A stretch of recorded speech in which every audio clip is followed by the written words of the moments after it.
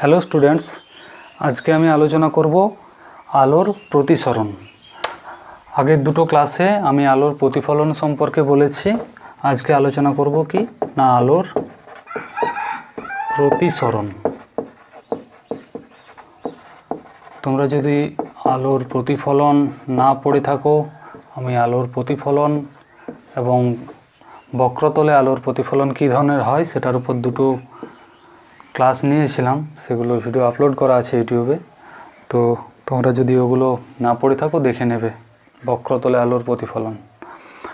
তো দেখো, আলোর প্রতিসরণ, আলোর প্রতিফলনের সময় আমরা কি বলেছিলাম যে আলোকরশ্মি প্রথম এক মাধ্যম দিয়ে যেতে যেতে যখন অন্য কোনো মাধ্যমের বিভেদ হলে আপতিত হয়, তখন আলোকরশ্মির কিছু অংশ পুনরায় প্রথম মাধ্যমে ফিরে আসে, বাকি অংশ কি হয় না দ্বিতীয় মাধ্যমে প্রবেশ করে। তো এখানে আমি সংজ্ঞা কি বলবো, সংজ্ঞা কি হবে না আলোকরশ্মি যখন এক মাধ্যম দিয়ে যেতে যেতে অন্য কোনো মাধ্যমের বিভেদ দলে আপতিত হয়, তখন আলোকরশ্মির কিছু অংশ দ্বিতীয় মাধ্যমে প্রবেশ করে। আলোকরশ্মির এই দ্বিতীয় মাধ্যমে প্রবেশ করার ঘটনাই হচ্ছে আলোর প্রতিসরণ। তাহলে দেখো, আলোর প্রতিসরণের সময় আলোকরশ্মির কতকগুলো নাম বা তলের কি নাম হয় সেগুলো আমরা জানব। তো কি হয় আলোক প্রতিফলনে, এরকম আলোকরশ্মি কোনো একটা মাধ্যম দিয়ে আসার পর যখন অন্য কোনো মাধ্যমে, ধরো বায়ু মাধ্যম আছে, এটা আমার বায়ু মাধ্যম, অন্য কোনো মাধ্যমের বিভেদ দলে আপতিত হয়, এটা ধরো কাচ মাধ্যম আছে, কাচ মাধ্যম, যখন এরকম বায়ু মাধ্যম থেকে আস্তে আস্তে কাচ মাধ্যমের বিভেদ দলে আপতিত হয়, তখন কি হয় না আলোকরশ্মির কিছু অংশ দ্বিতীয় মাধ্যমে প্রবেশ করে এবং প্রবেশ করার সময় তার অভিমুখের পরিবর্তন হয়। এই ঘটনাই হচ্ছে কি না আলোর প্রতিফলন। দেখো এখানে কি হয়, এই মাধ্যম দিয়ে যেতে যেতে আলোকরশ্মি এই মাধ্যমে প্রবেশ করলো, ঠিক আছে। আলো এই বায়ু মাধ্যম থেকে আসছিল, আসার পর কাচ মাধ্যমের বিভেদ দলে আপতিত হয়েছে, আপতিত হওয়ার পর যখন কাচ মাধ্যমে প্রবেশ করে তখন এর গতির অভিমুখ এভাবে চেঞ্জ হয়। তাহলে এখানে যদি আমি নাম দিই সিডি, ধরো নাম দিয়ে দিলাম, এটা ও বিন্দুতে আপতন হয়েছে, এটা এ বি এন ড্যাশ। তাহলে এখানে ও একে কি বলবো, আপতিত রশ্মি। তাহলে এখানে আমার ও এ কি হয়ে যাবে, ও এ আপতিত রশ্মি।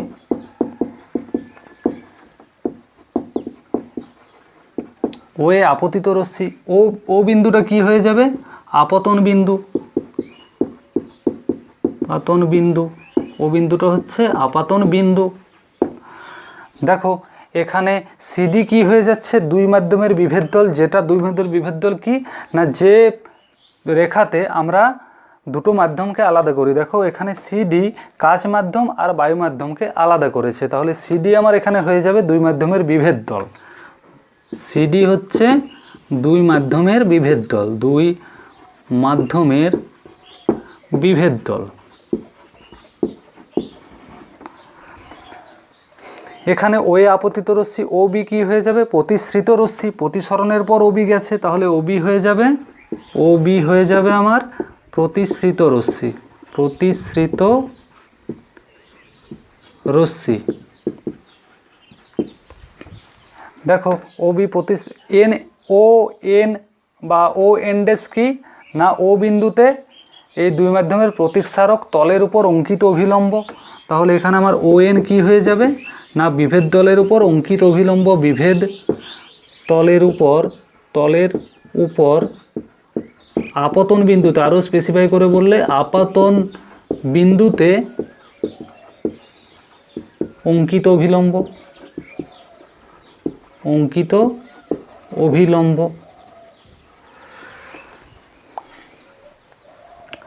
দেখো তাহলে এখানে কি হয়েছে, আলোকরশ্মি একটা মাধ্যম বায়ু মাধ্যম দিয়ে আসছিল, আসার সময় ও কাচ মাধ্যম এর দুটো মাধ্যমের বিভেদ দলে কাচ মাধ্যমে এসে পড়ে যেতে চাইছে।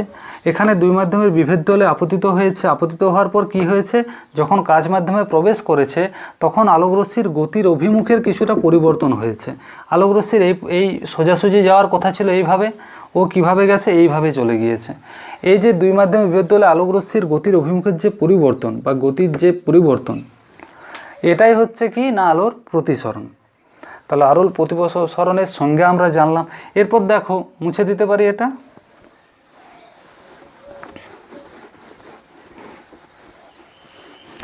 আলোক রশ্মি যখন ঘন মাধ্যম থেকে, প্রথমে বলি লঘু মাধ্যম থেকে ঘন মাধ্যমে প্রবেশ করে, লঘু মাধ্যম থেকে ঘন মাধ্যমে প্রবেশ করে তখন কি হয়, আলোক রশ্মি লঘু মাধ্যম থেকে ঘন মাধ্যমে প্রবেশ করবে। ধরো বায়ু মাধ্যম দিয়ে আসছে, আসার পর ও যদি জল মাধ্যমে প্রবেশ করতে চায় তখন কি হয় না আলোক রশ্মি অভিলম্বের দিকে সরে আসে।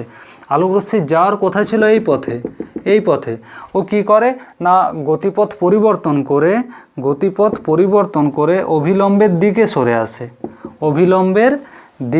আসে। কেন এরকম হয় দেখো, এটা একটা কারণ বলতে পারো যে আলোক রশ্মি আমরা যখন বায়ু মাধ্যমে ছুটি, ধরো বায়ু মাধ্যমে যত স্পিডে দৌড়াতে পারি, জল মাধ্যমে কি তত স্পিডে সাঁতার কাটতে পারি না, সম্ভব নয়।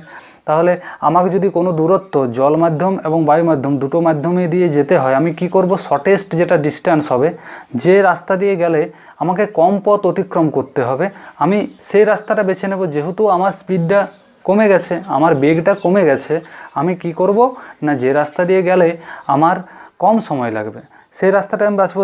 দেখো এই পথে এখানে যদি মাধ্যমটা শেষ হতো, ধরো এই পথ দিয়ে গেলে একে অনেকটা বেশি পথ অতিক্রম করতে হতো, সে তুলনায় এই পথে গেলে ওকে অনেকটা কম পথ অতিক্রম করতে হচ্ছে। সেজন্য কি করে না আলো যখন লঘু মাধ্যম থেকে গণমাধ্যমে প্রবেশ করে ও নিজের অতিক্রান্ত পথটা কমিয়ে যেটা কম রাস্তা হয় সেটাই যাওয়ার চেষ্টা করে, সময়টা যাতে ঠিক থাকে।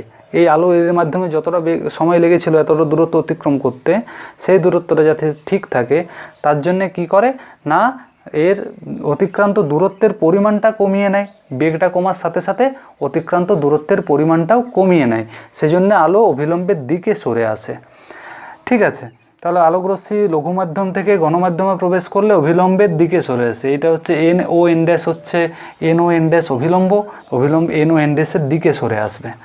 এরপর দেখো যখন ঘন মাধ্যম থেকে লঘু মাধ্যমে প্রবেশ করে আলোক রশ্মি যদি ঘন মাধ্যম দিয়ে যেতে যেতে লঘু মাধ্যমে প্রবেশ করে তখন কি হয়, আলোক রশ্মি ধরো ঘন মাধ্যম দিয়ে আসছিল, আস্তে আস্তে যদি এ লঘু মাধ্যমে প্রবেশ করে তখন কি হয় অভিলম্ব থেকে দূরে সরে যায়, এভাবে দূরে সরে যায়। এখানে ধরো সিডি আপ হচ্ছে কি আমার প্রতিফলক তল, এই প্রতিসারক তল, ও আপতন বিন্দু, ও এ আপতিত রশ্মি, ও বি প্রতিসৃত রশ্মি। এর যাওয়ার কথা ছিল কোন পথে, এই পথে। ও কি করেছে না অভিলম্ব থেকে দূর দিকে সরে গেছে, অভিলম্বের থেকে, এটা আমার অভিলম্ব NO ড্যাশ অভিলম্ব থেকে দূরে সরে গেছে। কেন এরকম হয়েছে, ওই যে বললাম যে এর বেগটা বেড়ে যাবে, যদি ঘনমাধ্যম থেকে লঘু মাধ্যমে আসে তখন কি হয় আলোক রশ্মির বেগ বেড়ে যায়। ও তখন এই দূরত্বটা ওই সময় অতিক্রম করতে চাইলে ওকে কি করতে হবে, ওকে বেশি দূরত্ব অতিক্রম করতে হবে। ওই জন্য কী হয় না আলোক রশ্মি অভিলম্ব থেকে দূর দিকে সরে যায়।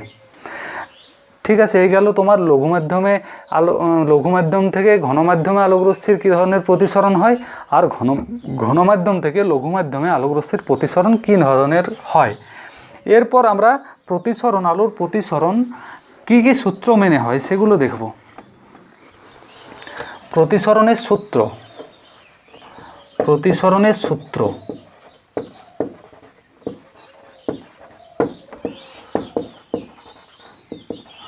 দেখো, আলোর প্রতিফলনের মতো আলোক রশ্মির প্রতিসরণও দুটো সূত্র মেনে চলে। কি না এক হচ্ছে আপতিত রশ্মি, প্রতিসৃত রশ্মি আর আপতন বিন্দুতে প্রতিসারক তলের উপর অঙ্কিত অভিলম্ব একই সমতলে থাকে। এখানে আপতিত রশ্মি, ও এ আপতিত রশ্মি, ও বি প্রতিসৃত রশ্মি আর NO ড্যাশ হচ্ছে আপতন ও বিন্দুতে প্রতিসারক তলের উপর অভিলম্ব। এগুলো কি হয় একই সমতলে থাকবে। আমি আগের ক্লাসে একই সমতল বলতে কি সেটা ব্যাখ্যা করেছিলাম, এখানে আর যাব না। তাহলে আমার কে OA OB ও NO ড্যাশ একই সমতলে থাকবে। তলে থাকবে। এটা গেল প্রথম সূত্র। দ্বিতীয় সূত্র কি না, দুটি নির্দিষ্ট মাধ্যম, আমি যদি দুটো নির্দিষ্ট মাধ্যম নিই, এখানে ধরো বায়ু মাধ্যম নিলাম, এখানে জল মাধ্যম নিলাম, এয়ার ওয়াটার। তো দুটি নির্দিষ্ট মাধ্যম এবং একটি নির্দিষ্ট বর্ণের আলোর ক্ষেত্রে আপতন কোণের সাইন আর প্রতিসরণ কোণের সাইনের অনুপাত ধ্রুবক। আপতন কোণকে লেখা হয় আই হিসাবে, প্রতিসরণ কোণকে লেখা হয় আর হিসাবে। প্রতিসরণ কোণকে লেখা হয় আর হিসাবে, আর আপতন কোণকে লেখা হয় আই হিসাবে। তো কি বলছে না, দুটি নির্দিষ্ট মাধ্যম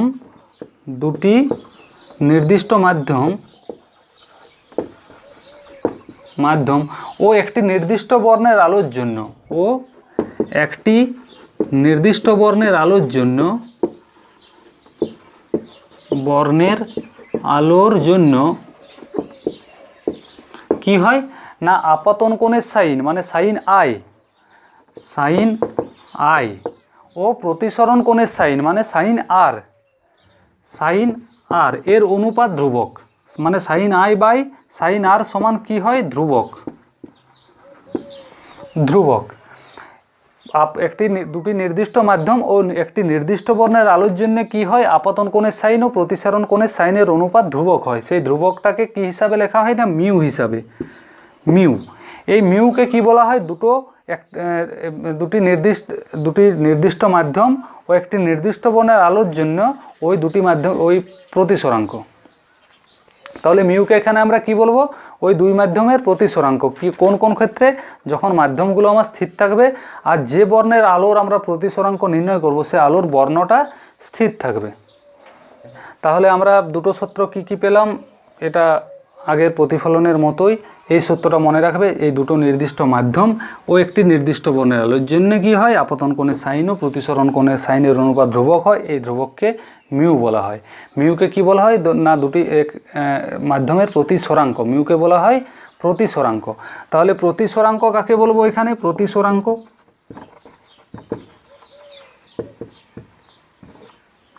প্রতিসরাঙ্কের সংজ্ঞা কি বলবো না, দুটি নির্দিষ্ট মাধ্যম ও একটি নির্দিষ্ট বর্ণের আলোর জন্য আপতন কোণের সাইন ও প্রতিসরণ কোণের সাইনের অনুপাতকে বলা হয় প্রতিসরাঙ্ক। তাহলে এর সংজ্ঞা কি বলবো, দুটি নির্দিষ্ট মাধ্যম, হাতে লেখা খারাপ হচ্ছে, তোমরা মুখে বলছি সেগুলো দেখে লিখবে। দুটি নির্দিষ্ট মাধ্যম ও একটি নির্দিষ্ট বর্ণের আলোর জন্য আপতন কোণের সাইন ও প্রতিসরণ কোণের সাইনের অনুপাতকে কি বলা হয়, দুই মাধ্যমের প্রতিসরাঙ্ক। জন্য আপতন কোণের সাইন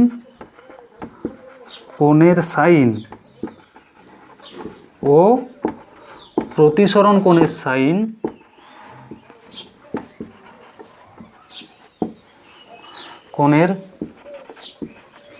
সাইনের অনুপাত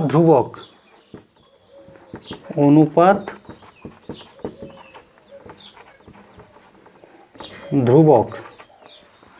এবং একে বলা হয় ওই দুই মাধ্যমের প্রতিসরাঙ্ক, এবং একে বলা হয় মাধ্যমের প্রতিসরাঙ্ক। তাহলে প্রতিসরাঙ্ক কি আমরা জানলাম। এরপর দেখো, লম্ব আপতনে আলোক রশ্মির প্রতিসরণ কী রকমের হয় সেটা আমরা দেখব। এগুলো মুছে দিই, তোমরা লিখে নিয়েছো আশা করি। তাহলে কি, দুটি নির্দিষ্ট মাধ্যম ও একটি নির্দিষ্ট বর্ণের আলোর জন্য আপতন কোণের সাইন ও প্রতিসরণ কোণের সাইনের অনুপাত ধ্রুবক, এবং এই ধ্রুবককে একে বলা হয় এক মাধ্যমের সাপেক্ষে অন্য মাধ্যমের প্রতিসরাঙ্ক। ওটা লিখিনি, বা এই মাধ্যমকে বলা হয় মাধ্যমের প্রতিসরাঙ্ক, সেটাও বলতে পারো। তাহলে দেখো, এরপর আমরা দেখব কি আলোক রশ্মির লম্ব আপতনে প্রতিসরণ কেমন হয়।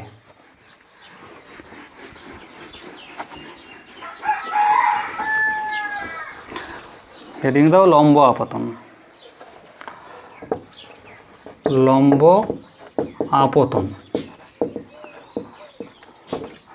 দেখো, আমরা কি জানলাম তাহলে, প্রতিসরাঙ্কের সংজ্ঞা অনুযায়ী কি পেলাম, সাইন আই বাই সাইন আর, এটা সমান মিউ।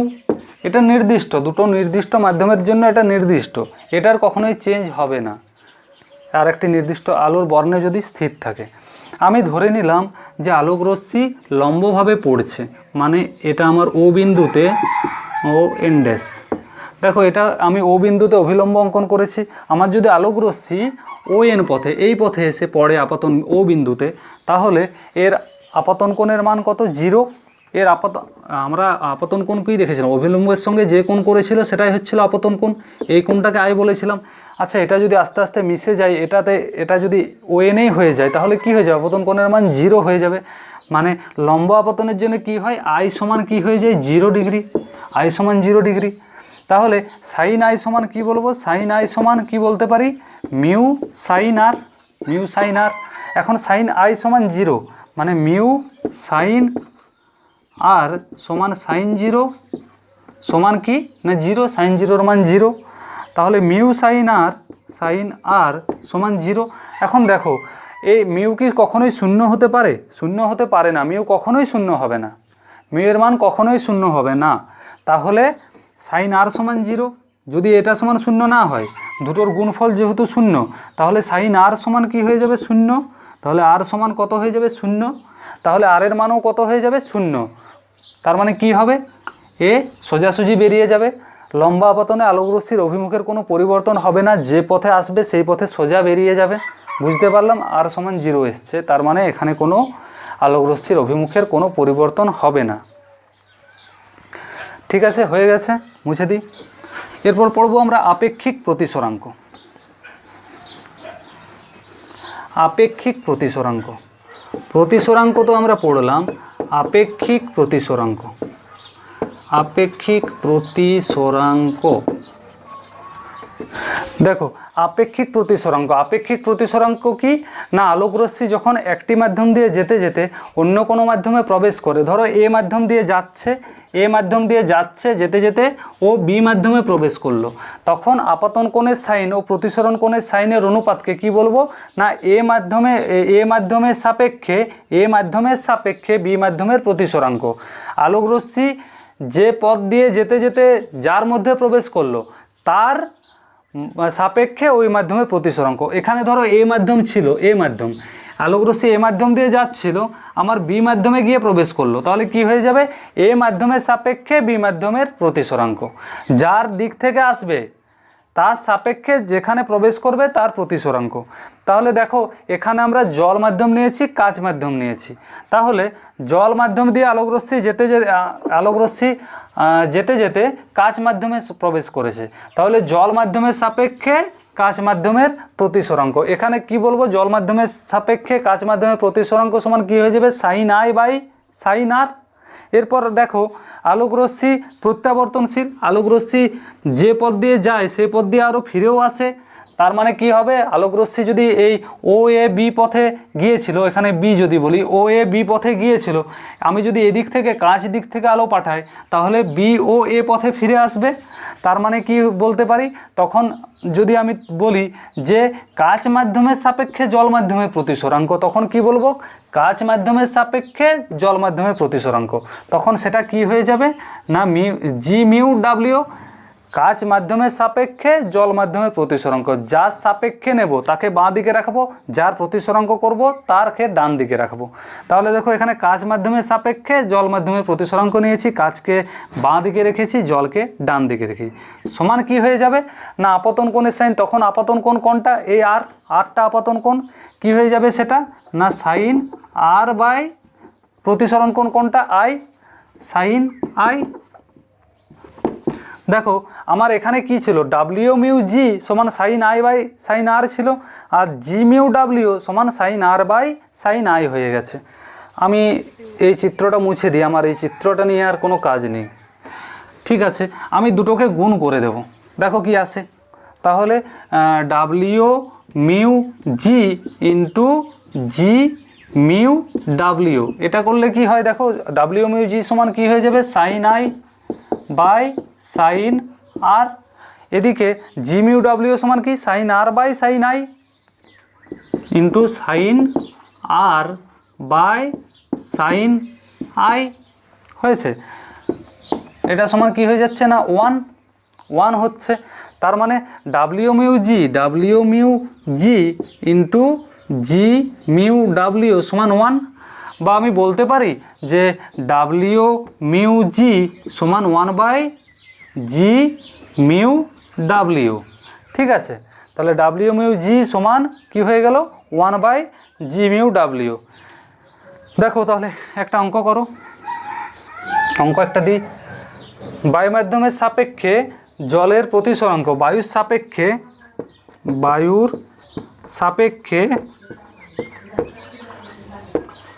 জলের প্রতিসরাঙ্ক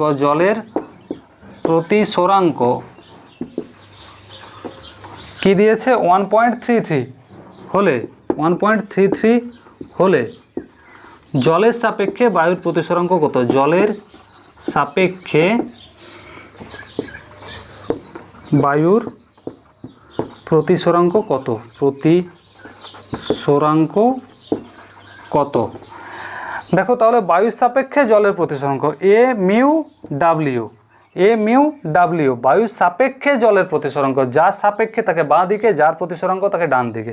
এটা সমান কি দিয়েছে 1.33। তোমাকে কি বের করতে বলেছে? জলের সাপেক্ষে বায়ুর প্রতিসরাঙ্ক ডাব্লিউ মিউ এ, এটা বের করতে বলেছে, কত হয়ে যাবে। তাহলে আমরা সূত্র কি জানি না, এ mu W into W mu এ সমান 1। এরপর দেখো এ মিউ ডাব্লিউ সমান 1.33 দিয়েছে, 1.33, তাহলে 1.33 ইন্টু ডাব্লিউ মিউ এ সমান 1, বা ডাব্লিউ মিউ এ সমান 1/1.33। এটা ভাগ করলেই আমার জলের সাপেক্ষে বায়ু প্রতিসরাঙ্ক পেয়ে যাব। তাহলে তোমার আপেক্ষিক প্রতিসরাঙ্ক আমরা বুঝলাম। এরপর পড়ব কি না পরম প্রতিসরাঙ্ক।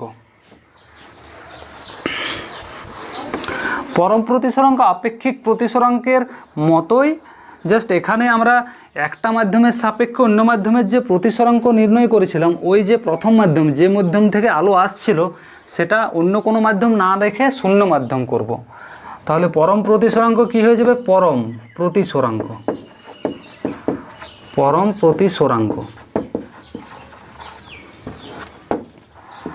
দেখো আলোক রশ্মি যখন শূন্য মাধ্যম থেকে আসে এবং অন্য কোনো মাধ্যমে প্রবেশ করে, আলোক রশ্মি যখন শূন্য মাধ্যম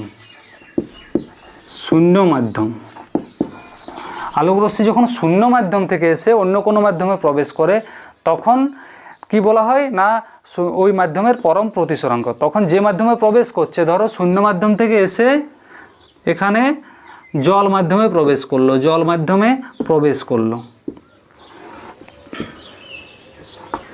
শূন্য মাধ্যম থেকে এসে জল মাধ্যমে প্রবেশ করলো, তখন কি বলবো না, তখন আপতন কোণের সাইন আর প্রতিসরণ কোণের সাইনের অনুপাতটা হয়ে যাবে আপতন কোণের সাইন আই বাই সাইন আর, এটা যে সমান কি মিউ। এই মিউটা হয়ে যাবে কি না এই জল মাধ্যমের পরম প্রতিসরাঙ্ক। যখন আলোকরশ্মি শূন্য মাধ্যম থেকে এসে অন্য কোনো মাধ্যমে প্রবেশ করে, তখন আপতন কোণের সাইন ও প্রতিসরণ কোণের সাইনের অনুপাতকে বলা হয় ওই মাধ্যমের পরম প্রতিসরাঙ্ক। আলোকরশ্মি যখন শূন্য মাধ্যম থেকে এসে অন্য কোনো মাধ্যমে প্রবেশ করে, তখন আপতন কোণের সাইন ও প্রতিসরণ কোণের সাইনের অনুপাতকে বলা হয় ওই মাধ্যমের পরম প্রতিসরাঙ্ক। তাহলে জল মাধ্যমের পরম প্রতিসরাঙ্ক বলতে আমরা কি বুঝবো না, আলোকরশ্মি শূন্য মাধ্যম থেকে এসে যখন জল মাধ্যমে প্রবেশ করবে, তখন আপতন কোণের সাইন ও প্রতিসরণ কোণের সাইনের অনুপাত হচ্ছে শূন্য মাধ্যমের সাপেক্ষে জল মাধ্যমের প্রতিসরাঙ্ক, বা জল মাধ্যমের পরম প্রতিসরাঙ্ক। ঠিক আছে, দেখো আলোর তরঙ্গ তত্ত্ব অনুযায়ী কি বলা যায় যে কোনো মিউ সমান মাধ্যমের পরম প্রতিসরাঙ্ক মিউ সমান কি না শূন্য মাধ্যমে আলোর বেগ, আলোর তরঙ্গ তত্ত্ব অনুযায়ী এটা বলা যায় শূন্য মাধ্যমে আলোর বেগ বাই ওই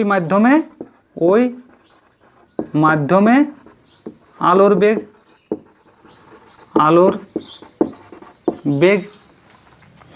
আবার যদি আমরা অন্য কোনো মাধ্যমের সাপেক্ষে বলি, যদি বলি এ মিউ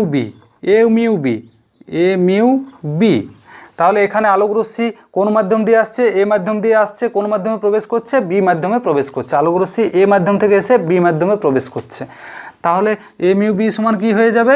না এ মাধ্যমে আলোর বেগ, এ মাধ্যমে আলোর বেগ, আলোর বেগ বাই বি মাধ্যমে আলোর বেগ, বি মাধ্যমে আলোর বেগ। আমি এ মাধ্যমের আলোর বেগকে ধরে নিলাম v1, বি মাধ্যমের আলোর বেগকে ধরে নিলাম v2। এ মাধ্যমের বা ভিএ ভিএ আর বি মাধ্যমের ধরে নিলাম ভিবি, এটা ধরে নিই, ভালো সুবিধে হবে। তাহলে এ মিউ বি সমান কী লিখব? এ মিউ বি সমান ভিএ বাই ভিবি, ভিবি। আমি দেখো আলোর বেগ দিয়ে উপর নিচ দুদিকেই ভাগ করে দিই, ইন্টু আলোর বেগকে কী হিসাবে লেখা হয়? C, C by C. ঠিক আছে, তাহলে দেখো আমি এটাকে এভাবে করতে পারি, এভাবে বলতে তোমার সমান কি বলতে পারি? না C by VB into 1 by C by VA, VA. এটা দেখো উল্টিয়ে আলে এটা যখন নিচে আসবে তখন উল্টে যাবে, উল্টে গেলে যেটা লিখেছিলাম ভিএ বাই ভিবি আসবে, ভিএ বাই ভিবি আসবে। ঠিক আছে, তাহলে দেখো এইটা সমান কি? না বি মাধ্যমের পরম প্রতিসরাঙ্ক, শূন্য মাধ্যমে আলোর বেগ সি বাই ওই মাধ্যমে আলোর বেগ, তাহলে বি মাধ্যমের পরম প্রতিসরাঙ্ক সেটা আমরা কী হিসাবে লিখব? না মিউ বি, মিউ বি, সেটাকে মিউ বি হিসাবে লিখব। বাই কি হয়ে যাবে? দেখো 1 বাই শূন্য মাধ্যমে আলোর বেগ বাই এ মাধ্যমে আলোর বেগ, মানে এইটা কি শুধুমাত্র এইটা হয়ে যাচ্ছে কি? না এ মাধ্যমের পরম প্রতিসরাঙ্ক। তাহলে এটা সমান এ মাধ্যমের প্রতিসরাঙ্ক, পরম প্রতিসরাঙ্ক মিউ এ। তাহলে এ মিউ বি সমান কি হয়ে যাচ্ছে? Mu B by mu A. তাহলে এ মিউ বি সমান কি? Mu B by mu A. আশা করি বুঝতে পারলে এটা। তাহলে এ মিউ বি সমান কি? Mu B by mu A. এটা আমার কিন্তু অনেক ক্ষেত্রে কাজে লাগবে, এটা ভালো করে নোট করে নাও। এরপর দেখো আলোক রশ্মির প্রতিসরণের জন্যে আলোক রশ্মির চ্যুতি কতটা হয়? চ্যুতি বলতে আমরা কি বুঝি? না আলোক রশ্মি যে পথে যাওয়ার কথা ছিল সে পথ দিয়ে যদি না গিয়ে, ধরো এই পথে যাওয়ার কথা ছিল, এই পথ দিয়ে না গিয়ে ও এই পথে গেল, তাহলে এই যে মাঝের যে কোণটা এইটাই হচ্ছে চ্যুতি। ঠিক আছে, যতটা ও সরে গেল নিজের যে গন্তব্য রাস্তা ছিল, যে পথে ও সোজাসুজি যাওয়ার কথা ছিল সেখান থেকে যতটা সরে এলো সেটাই হচ্ছে ওর চ্যুতি। তাহলে প্রতিসরণের জন্য কি হয়? আলোক রশ্মির চ্যুতি হয়। এটা কি বলেছিলাম? আই, এটা আর। দেখো আলোক রশ্মি যদি প্রতিসরণ না হতো, এটা আই, এটা আর, যদি আলোক রশ্মির প্রতিসরণ না হতো ও কোন পথে যেত? এই পথে সোজাসুজি বেরিয়ে যেত। কিন্তু চ্যুতির আলোক রশ্মির প্রতিসরণের জন্যে O A B N N dash X. দেখো ও এ আলোক রশ্মি, ওই এ ও আলোক রশ্মি কোন পথ, যদি প্রতিসরণ না হতো তাহলে কোন পথ দিয়ে যেত? ও এক্স পথে সোজাসুজি চলে যেত। প্রতিসরণের জন্য কোন পথ দিয়ে গেছে? না ও বি পথে গেছে। ও কতটা সরেছে? এই যে মাঝের যে জায়গাটা এইটা সরেছে। এখন দেখো এই যে পুরো কোণটা, আমি যে কোণটা পুরোটা দাগ দিলাম, এখন যে দাগটা দিলাম, এই কোণটা কত? এই কোণটা কি বিপ্রতীপ কোণ? হ্যাঁ বিপ্রতীপ কোণই তো, বিপ্রতীপ কোণ। তাহলে এই কোণটা আর এই কোণটা সমান, মানে আমার এন ও এক্স সমান কি? এন ড্যাশ ও এ। তাহলে আমার এন ও এক্স, কোণ এন ও এক্স সমান কোণ এন ড্যাশ ও এ সমান কত? I, I. আবার কোণ এন ও বি সমান কি? আর। এখন এই চ্যুতিকোণ কোনটা? এক্স ও বি, যে পথটা ও এখান থেকে ছেড়ে এসছে, তাহলে এখানে চ্যুতিকোণ কত? না এক্স ও বি, কোণ এক্স ও বি এটা সমান কত? এই পুরো কোণটা মাইনাস এন ও বি, এটা সমান কত? না এন ও এক্স মাইনাস কোণ এন ও বি। তাহলে দেখো এন ও এক্স সমান কত? এই কোণটা হচ্ছে আই, পুরোটা আই আর এটা আর সমান কি হয়ে যাচ্ছে আই মাইনাস আর। তাহলে আলোক রশ্মির প্রতিসরণের জন্য চ্যুতিকোণ কত আই মাইনাস আর, আপতন কোণ মাইনাস প্রতিসরণ কোণ। ঠিক আছে, এখানেই শেষ করলাম। এরপরে আমরা আয়তকার কাচের স্ল্যাব পড়াবো। তার আগে এই জিনিসগুলো একটু ভালো করে পড়ে নেবে, ভালো করে কনসেপ্ট না থাকলে ওখানে গিয়ে অসুবিধা হবে। ঠিক আছে, আজকের ক্লাসটা এখানেই শেষ করলাম। এর পরের দিন পড়াবো আয়তকার কাচের স্ল্যাব। মুছে দিতে হবে।